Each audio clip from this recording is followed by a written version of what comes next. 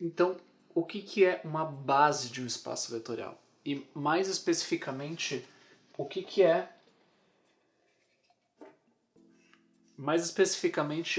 é uma base de Hamel de um espaço vetorial? Por que essa diferenciação? Tá? Porque essa base de Hamel que a gente está vendo aqui é a definição usual de base para espaços vetoriais. Só que, para o fim da aula, a gente vai investigar um outro tipo de base para os espaços vetoriais mais específicos, tá? Com mais estrutura do que esses aqui. Então é bom que a gente tenha essa diferenciação agora. Tá? Então, uma base de Hamel para um espaço vetorial é definida pelo seguinte. Tá? Seja V um espaço vetorial e seja W um conjunto de vetores de V. Ou seja, a gente tem o espaço vetorial V e desses vetores todos a gente pega um pedaço deles e define como um espaço, um conjunto W. Tá? A gente diz que W é uma base de V se para cada vetor de V, ou seja, para qualquer vetor V do espaço vetorial todo, eu consigo achar n vetorzinhos daquele conjunto W que eu peguei e n escalares tais que qualquer vetor daquele espaço vetorial todo pode ser escrito como eu multiplicar o primeiro vetor W por alfa1, o vetor o W2 por alfa2, até o WN por alfa-N, ou seja, desses vetores em W eu pego N deles e eu multiplico cada um por um escalar e somo tudo. Tá? Se eu consigo achar esses vetores, esses escalares para qualquer V no espaço vetorial V, então a gente tem a primeira parte, tá, do que define uma base. Então, a gente também chama essa operação aqui de combinação linear no caso desses vetores W1 até Wn. Ou seja, uma combinação linear de n vetores é a gente pegar n escalares, multiplicar cada um desses vetores por esses escalares e somar todos eles. Isso é uma combinação linear, certo? Então, se qualquer vetor V pudesse ser escrito como uma combinação linear de n vetores de W e ainda por cima qualquer vetor desse conjunto W aqui não possa ser escrito como uma combinação linear, ou seja, eu não consigo escrever nenhum daqueles vetorzinhos aqui, W, N, por exemplo, como uma combinação linear dos outros caras. Tá? Isso daqui significa que eles são linearmente independentes. Tá? É o nome que a gente dá para isso também. São linearmente independentes, ou LI. Se eles não são LI, eles são LD. Tá?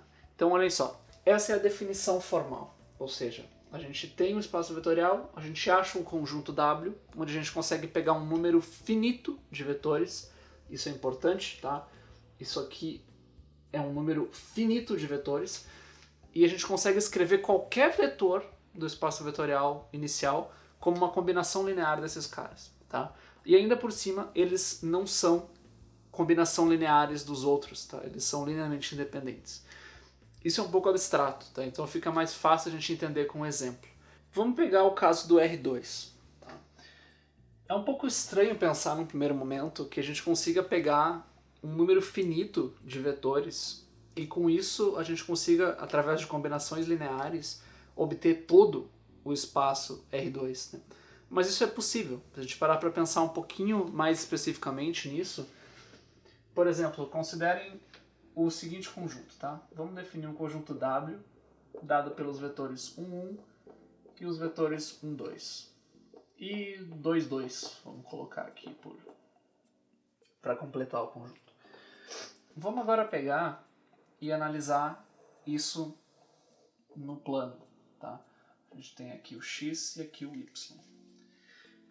Vamos definir aqui 1, 2, 3. 1, 2, 3. Nesse caso, então, esses três vetores a gente pode representar aqui. O 1, 1 é esse vetor daqui. O 1, 2 é este vetor daqui. E o 2, 2 é o 1, 1 esticado até chegar em 2, 2. Tá? Então, esse é o 1, 1, esse é o 1, 2 e esse é o 2, 2.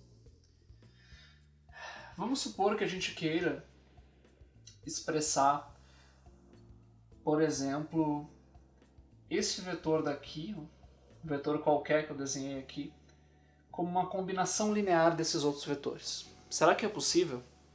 A resposta é sim. Tá? E vamos olhar isso qualitativamente. Tá? O que acontece? A gente tem aqui essas três opções aqui. Tá? Vamos supor que a gente pegue o vetor 1, 1 e que eu pegue a pontinha dele e coloque ele aqui. Tá? A orientação do 1, 1 vai ser mais ou menos uma coisa assim. Ó. Tá? Ele vai estar virado dessa forma aqui, de forma que ele fique paralelo com aquele vetor de baixo. Não está muito reto, mas vai ficar mais fácil de entender no desenho. Tá, vamos supor que a ponta do 1, 1 esteja aqui. Mas isso aqui não faz muito sentido, né? Mas pense no seguinte, eu posso pegar isso aqui e eu posso esticar e comprimir o 1, 1 como eu quiser. De forma que, se eu considero esse deslocamento aqui, eu poderia esticar o 1, 1 até ele ficar desse tamanho, ou esse, ou qualquer tamanho que eu quisesse fazer durante toda essa reta aqui. Mas por que eu estou fazendo isso? Tá?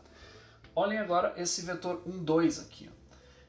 Eu também posso pegar ele e esticar e comprimir como eu quiser. Em particular, eu posso pegar e esticar ele até ele fazer essa reta daqui. Ó. Agora, o que acontece se eu pegar exatamente esse ponto daqui? Ó, tá? Notem que eu peguei o 1, 2 e eu estiquei ele por um fator que a gente vai chamar de alfa aqui. Tá? Então eu estiquei o 1, 2 até ele chegar aqui. E notem que isso daqui, ó, eu peguei esse vetorzinho, que é o 1, 1 esticado, e eu somei com o 1, 2 esticado também. Só que o que eu fiz aqui? Né? Eu peguei esse 1, 1 e eu estiquei ele de forma que ele fique exatamente com esse tamanho aqui. Eu não sei que tamanho é aquele ali, mas eu peguei o 1, 1 e multipliquei por um beta.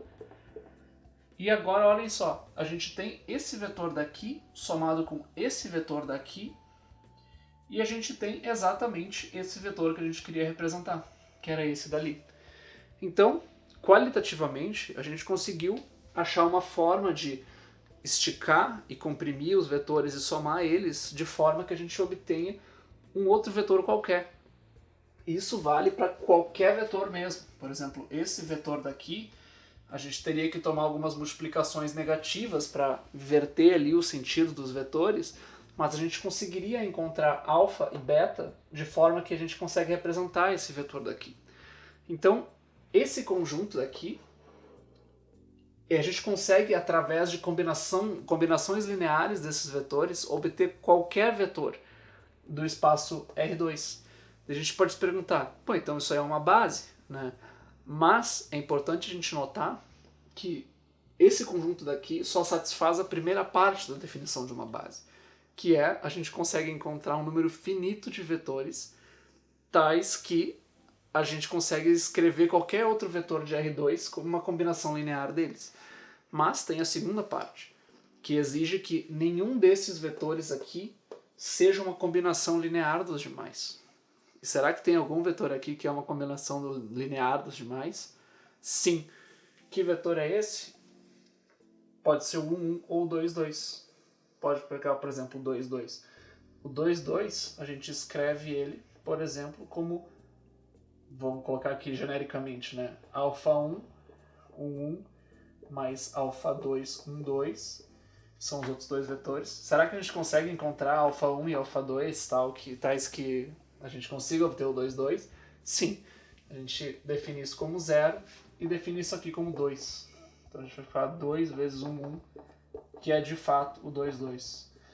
Então, isso aqui é uma combinação linear dos demais. Tá? E por definição a gente exclui combinação linear com todos os coeficientes 0, tá? Para não ter problemas na definição mesmo, porque isso 0 é igual a qualquer combinação linear se tomar todos os coeficientes como 0, né? Então não faz muito sentido. Mas a ideia é que o 2, 2 pode ser escrito como uma combinação linear dos outros dois vetores. Então, isso não é uma base, porque não satisfaz aquela segunda condição. Mas a gente pode definir um outro conjunto, vou chamar ele de W', que vai funcionar como uma base. Por quê? Bom, eu tirei o vetor que era linearmente dependente e agora eu tenho esses dois vetores aqui. Ó. Será que eu consigo escrever um como uma combinação linear do outro? Nesse caso não, porque 1, se tu multiplica por um escalar, a gente só estica e contrai, a gente não está mudando o sentido dele. E o 1, 2 está em outra direção, então não tem como um ser obtido a partir do outro. Então, na verdade, isso daqui é, de fato, uma base para R2. E o interessante é que a base não é única, porque a gente pode, por exemplo, vir com um espaço, com um conjunto, por exemplo, de vetores 1, 0 e 0, 1, que seriam, no caso, esse vetor 1, 0 e o 0, 1, onde a gente consegue ver claramente que a gente consegue representar qualquer outro vetor com eles, porque é só tu esticar o x pela coordenada x e esticar o y pela coordenada y e somar. Então, isso daqui também é uma base, porque a gente representa todos os vetores como combinação linear deles, e obviamente a gente não consegue obter um do outro, porque multiplicar isso daqui por um escalar nunca vai mudar o sentido dele. Então isso daqui também é uma base. E isso é uma coisa interessante, porque notem só, a gente tem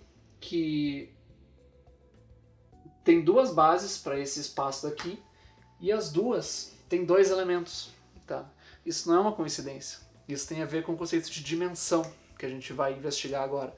Mas é importante a gente saber que nem todo espaço vetorial vai ser comportado assim, ou seja, vai ter uma dimensão finita, como a gente vai ver. Vamos observar esse fenômeno. Então, a ideia de dimensão é muito importante e está diretamente relacionada com a ideia de base que a gente tinha antes, que é a seguinte, né? A gente definiu que se W é uma base, tá? Então quer dizer, a gente consegue achar N vetores, tais que eles estão em W, a gente tem escalares, e a gente consegue escrever qualquer vetor de V como uma combinação linear desses Ws, tá? E adicionalmente, os Ws são linearmente independentes, tá? Nenhum deles pode ser escrito como uma combinação linear dos outros, tá? E a questão importante é a seguinte, né? A gente exige que existam N desses vetores, ou seja, um número finito desses vetores, tais que a gente consegue expressar qualquer vetor do espaço vetorial como uma combinação linear deles. Então a gente define que a dimensão do espaço vetorial, V, é dada precisamente por esse número N de vetores que a gente tem que ter na base para garantir que a gente consegue expressar qualquer vetor dele. Então, por exemplo, no caso do R2, como é que era, né? A gente viu que as bases tinham essa cara daqui, né? Por exemplo, W igual a 0, 1 e 1, 0. Tá? A gente consegue escrever qualquer vetor de R2 usando uma combinação linear desses caras daqui. Ou, por exemplo, qualquer vetor usando isso daqui, um 1 e um 2, por exemplo. Notem que a gente precisa de dois vetores aqui e dois vetores aqui. E o fato é que se a gente tem uma base finita, ou seja, se o W, tá, ele é um conjunto finito, tá? Notem, a gente sempre precisa de um número finito de elementos desse W aqui para expressar qualquer vetor V. Essa é o que a gente requer para ter uma base. Mas o W, a princípio, pode não ser finito, como a gente vai ver depois. Tá? Mas se o W é finito, então acontece que se a gente tem uma base e ela tem, por exemplo, dois vetores, como é esse caso daqui, então qualquer outra base vai ter obrigatoriamente dois vetores. É fácil ver isso se a gente pensa no seguinte, tá? Se tu tem, no caso do R2, né, um espaço aqui, para não ter dois vetores, ou tu tem que ter mais ou tu tem que ter menos. Né? Se tu tem mais de um vetor, a gente viu que tu sempre consegue escrever esse outro vetor como uma combinação linear dos outros dois. E se tu tem menos, vai faltar informação. Porque para ter menos, ou tu tem um vetor ou zero. Zero vetores a gente não considera. Tá? Então, só restaria o caso de ter um vetor. Só que um vetor seria algo assim. E a combinação linear de um vetor é simplesmente todos os vetores que estão nessa reta daqui. Então qualquer vetor que não esteja na reta não vai conseguir ser representado, usando só um vetor. Então todas as bases de R2 têm dois elementos, o que implica que a dimensão do nosso espaço vetorial R2 é 2, o que é bem instintivo nesse caso, porque R2 a gente tem dois segmentos de retas reais, são o produto cartesiano de dois R's, então acaba que o 2 do R2 acaba sendo a dimensão desse espaço também.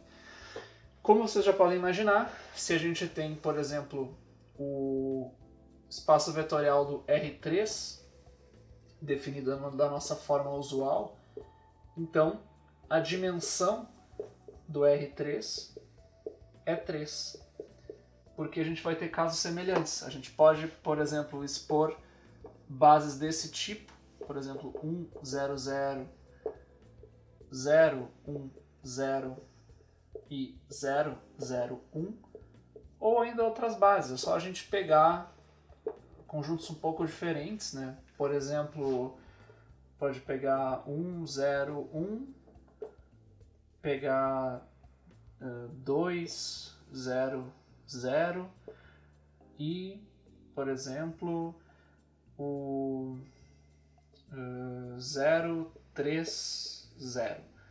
Tá? Esses vetores aqui a gente não consegue obter um a partir do outro. Nenhum deles é um múltiplo escalar dos outros aqui. Tá?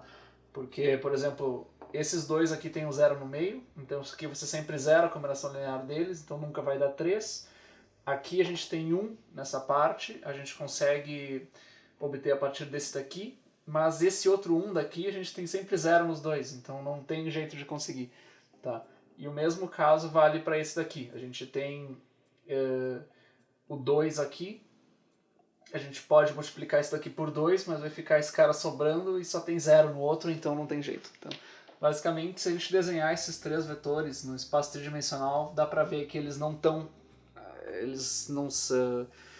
Eles não formam só um plano ou uma reta quando tu estica todos eles e soma. Tá? Então isso aqui são duas combinações possíveis, mas a dimensão é 3, porque a gente só precisa de 3 vetores para ter uma base. E o nosso caso que a gente vai investigar agora é o caso de espaços vetoriais com dimensão infinita. Tá? Dimensão infinita quer dizer que esse nosso conjunto W ele vai ter que ser necessariamente infinito. Tá? A gente viu que no caso finito, todas as bases, quando elas existem, elas vão ter o mesmo tamanho. Mas no caso infinito é um pouco diferente, porque a gente ainda vai conseguir escrever qualquer vetor com um número finito de elementos desse W, mas esse W vai ter que necessariamente ter um número infinito de caras ali, para a gente conseguir ter certeza que só pegando finitos elementos dele, a gente vai conseguir expressar qualquer vetor do espaço dessa forma. Vamos dar uma olhada como é que isso se mostra num espaço de dimensão infinita. Sobre bases infinitas, então, vamos analisar aquele espaço vetorial que a gente definiu antes como o C0 de A, B, ou seja, conjunto das funções contínuas no intervalo fechado AB, onde A é diferente de B. Esse espaço aqui ele é particularmente interessante, porque olhem só o que implicaria, né, a gente encontrar uma base para isso, uma base finita. Né? Significaria que a gente conseguiria achar um conjunto W, tá, de um número finito de funções, tá, Fn, onde qualquer outra função, tá, eu vou chamar de g, vamos supor g é uma função que está em V, certo, que é contínua e tal. Se isso aqui é uma base, então a gente conseguiria achar n vetores tais que g seria igual a alfa1, f1, mais alfa2, f2, mais alfa-n, fn. E esses carinhas são linearmente independentes. Mas olhem só, será que a gente consegue achar um número finito de funções que a gente consiga escrever qualquer função contínua em AB como a combinação linear delas? Essa é uma pergunta bem interessante, é uma pergunta difícil de responder, tá? Mas o problema é o seguinte, tá? Vamos supor que a gente consiga achar um número finito de vetores, tá? O que vai acontecer? Vamos supor que a gente consegue achar essa base, tá? Então vamos, por exemplo, pegar uma função g, ok? Ou melhor, pegar um conjunto de n funções, tá? Que seriam funções desse tipo, tá? Por exemplo, vamos supor que o a e o b sejam 0 e 1, respectivamente. Então a gente vai ter uma coisa assim, ó. Vamos pegar que a nossa primeira função é algo assim, a segunda função é algo assim, e a enésima função vai ser algo assim, ó, por exemplo. E uma delas é negativa em um pedaço, algo desse tipo, tá? Pode ser que a gente consiga representar várias funções contínuas só somando e aumentando ali, multiplicando por um escalar essas funções aqui. Tá, vamos supor que a gente tenha, sei lá, que eu quero representar precisamente essa função daqui. Então eu coloco 1 como contribuição dela, multiplico ela por 1 e multiplico todas as outras por 0, por exemplo. É uma operação válida. Mas, ok, vamos supor que a gente tenha isso, mas digamos que a gente queira representar uma função aqui que ela seja contínua, tá? Que ela faça algo desse tipo aqui, que ela seja aqui 0 e 1, mas que, por exemplo, ela tenha, por exemplo, um pico muito grande aqui, bem negativa, daí um pico muito grande aqui embaixo, sobe, fica bem positiva. O ponto é o seguinte, né? A gente pode pegar qualquer conjunto desses, mas olhando aqui, é difícil tu pensar que um número finito de funções contínuas, se eu só esticar elas e somar elas, dificilmente eu vou conseguir obter uma função desse tipo daqui. Que aqui está mal desenhado, parece que ela tem mais de um valor, mas imagine que ela é só uma função muito estranha, porém ainda é contínua, tá? É muito difícil pensar que a gente consegue achar um número finito de funções contínuas que a gente consegue escrever qualquer outra função contínua com elas. E esse fato, na verdade, ele se verifica. O que quer dizer? Quando eu digo não consigo achar um número finito de funções, não é que a gente não consiga obter uma base para ela, é que esse w daqui, ó, não vai ser dessa forma aqui, ó. Ele vai precisar de infinitos elementos, tá? Ou seja, o w ele vai ser ainda um conjunto de funções de v, mas elas vão ter alguma propriedade aqui. E o ponto importante aqui é que esse conjunto w não vai ter um número finito de vetores, certo? Apesar de que a gente ainda consegue obter um número finito desses elementos e escrever qualquer função daqui como uma combinação linear desses elementos. A diferença é que a gente tem uma variedade infinita de elementos. E dessa variedade infinita a gente pega finitos caras e soma para obter faz uma combinação linear para obter qualquer função. Essa é a diferença fundamental de uma base de dimensão finita, como a gente viu antes, porque uma base de dimensão finita, a gente com certeza conseguia pegar finitos elementos e expressar qualquer vetor do espaço como uma combinação linear desses elementos. A diferença é que a base em si, o conjunto W, era também finito. Aqui não, aqui o W vai ser infinito, a gente vai ter infinitas escolhas, mas a gente sempre consegue pegar um número finito desses caras para expressar qualquer vetor como uma combinação linear deles. Mas a questão agora, o que eu estou falando é muito poderoso, quer dizer, será que a gente realmente consegue escolher uma base ali, mesmo que seja infinita, e sempre pegar finitos elementos cuja combinação linear é qualquer elemento do espaço vetorial.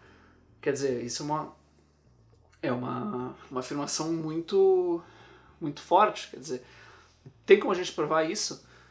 Tem. E o ponto importante é que para isso a gente usa o que a gente conhece como lema de Zorn. O lema de Zorn é um teorema, se chama de lema, mas pode pensar como um teorema, tá? Na verdade ele é um axioma, né? Ele é uma afirmação sobre encadeamentos de conjuntos, certo? Que a gente consegue utilizar para demonstrar que, dado qualquer espaço vetorial, a gente sempre consegue achar uma base de Hamel para ele. Ou seja, sempre existe um W tal que só com finitos elementos desse W a gente consegue expressar qualquer vetor V do espaço vetorial. Mas a gente não consegue saber como obter esse W. Ou seja, esse lema aqui ele prova de forma não construtiva. Ou seja, ele diz que existe, mas a gente não consegue achar. E ainda por cima, a gente consegue demonstrar que nesse caso, para as funções contínuas, o W, uma base, tem que ser necessariamente infinita. Ou seja, para esse caso aqui, do C0 em AB, a base é necessariamente infinita. Mas pior ainda do que ser infinita, tá? A gente não vai entrar muito em detalhes, mas a gente pode ter infinitos números no sentido o infinito enumerável, ou seja, tu tem infinitos elementos, mas eu consigo escrever W como, por exemplo, F1 seguida de uma F2 mais F3, no estilo uma sequência. A gente consegue criar uma sequência com todos os elementos de W. Isso é um conjunto infinito enumerável, tá? O problema é que, para esse caso em particular, o W também não é enumerável. Ele é infinito não enumerável, ou seja, ele é um infinito tão grande que a gente não consegue criar uma sequência onde a gente enumera de um em um todos os elementos dele, tá? Então isso é ainda mais problemático. A gente não sabe como construir esse elemento, essa base. Ela existe, mas a gente não faz ideia de como obter ela. E ela ainda tem um número não enumerável de elementos. Então, quer dizer, é impossível, é muito difícil trabalhar com isso. A gente não sabe de quais elementos a gente está tratando. E ainda, ela é muito grande. Quer dizer, um número não enumerável de elementos é muito difícil de trabalhar. Só que isso faz sentido, de certa forma. Porque pensem comigo, existe um número infinito de funções contínuas entre 0 e 1, por exemplo. Na verdade, um número que não é infinito enumerável, como a gente falou aqui. Então, para a gente sempre conseguir, de um conjuntão, pegar um número finito de funções que a gente soma a combinação linear e dá qualquer função contínua, faz sentido que esse conjunto tenha que ser muito grande, porque existem muitos tipos diferentes de funções, com todos os tipos de particularidade, que ainda são contínuas, mas para tu pegar um número finito de outras funções contínuas para obter ela como combinação linear, realmente faz sentido que o conjunto da base seja não enumerável, tá? Então, o ponto é o seguinte, a gente consegue obter bases, às vezes só teoricamente, não consegue construir a base, mas a base não é útil pra gente. Não é como era no caso do R3, do R2, ou R4, Rn em geral, onde a base tem sempre n elementos. Aqui não. Aqui a base é não enumerável e a gente não consegue nem saber quais são os elementos. Então a gente sabe que tem o espaço vetorial, mas a gente não sabe mexer com a base é inútil pra gente. Então o que a gente vai procurar desenvolver agora é uma forma, adicionar mais estrutura nessa noção de espaço vetorial, de forma que a gente consiga encontrar bases que não são bases de Hamel, porque a gente viu que nesse caso daqui não tem salvação, é uma base não enumerável, é gigantesco e não é útil pra gente, mas a gente vai encontrar um tipo de base que a gente consegue obter essas combinações lineares dessa base, tá? De forma que vai ser útil pra gente, tá? E só um último ponto importante é o seguinte, né? A gente exige que para ter uma base a gente precisa sempre que um número finito de elementos dela expresse qualquer vetor do espaço vetorial V. Mas a pergunta pode ser, tá, mas por que a gente não permite então somar infinitos elementos, quer dizer, como uma série, né? Por exemplo, uma série do tipo que tu soma termos A1 mais A2 mais A3 até infinitos termos. A questão é que a gente ainda não tem uma coisa fundamental para definir essas somas, tá? Que é o seguinte, digamos que a gente queira considerar esse caso de uma série, tá? Então seria, por exemplo, algo como A1 mais A2 mais A3 mais etc. Onde cada um desses caras, por exemplo, é um elemento da base que a gente está considerando. A gente não consegue ainda, só com essa estrutura de espaço vetorial, tirar algum sentido disso. Porque isso daqui, se a gente for analisar bem, isso é um limite, né? Isso é o limite quando n tende a infinito dessa sequência de somas aqui, né? A1 mais A2 mais etc. até a n. Só que para a gente definir limite, a gente precisa da noção de convergência. Tá? E a noção de convergência depende fortemente da noção de distância. E a gente, nesse nosso contexto aqui, só com espaço vetorial, a gente não consegue definir muito bem a ideia de distância. Para isso, a gente vai usar a ideia de norma, que a gente viu antes. E com a ideia de norma e umas outras poucas estruturas, a gente vai conseguir fazer sentido dessa ideia de limite aqui e conseguir aplicar isso de fato. Daí a gente vai chegar na nossa ideia de base, que não é a base de Hamel, mas é uma base de Hilbert, dos espaços de Hilbert, que a gente vai chegar logo em seguida, tá?